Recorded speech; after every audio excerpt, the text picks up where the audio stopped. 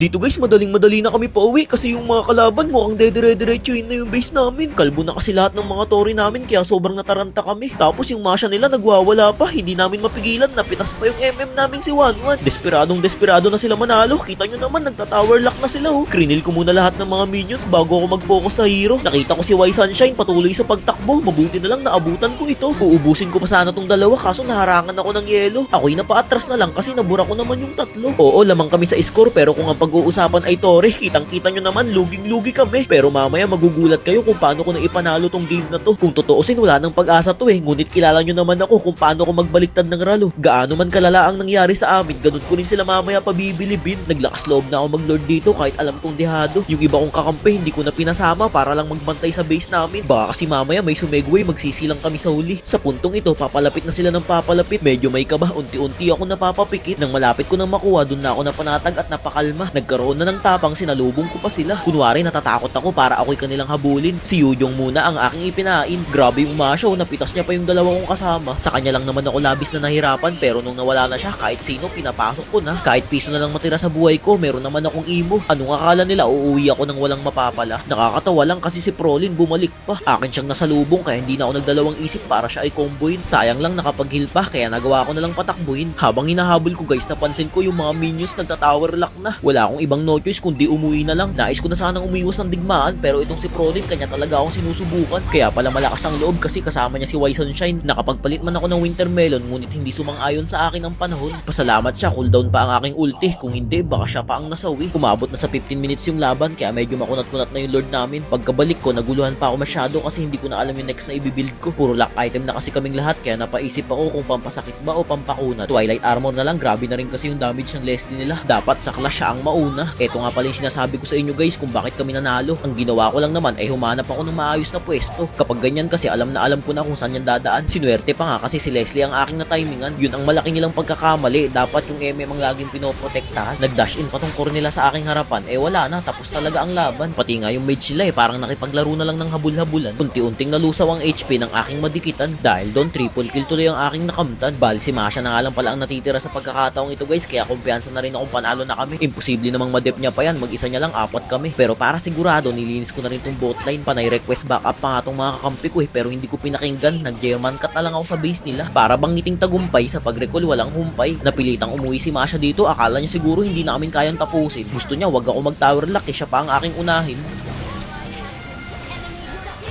O ayan, winipe out ka na para sama-sama silang lima. Baka check yan. Alpha muna tayo for today's video guys. Medyo nagtampo ako kay Moscube. Natalo kasi ako ng isang beses Hindi ko talaga matanggap yun. Baka sa susunod na lang na taon.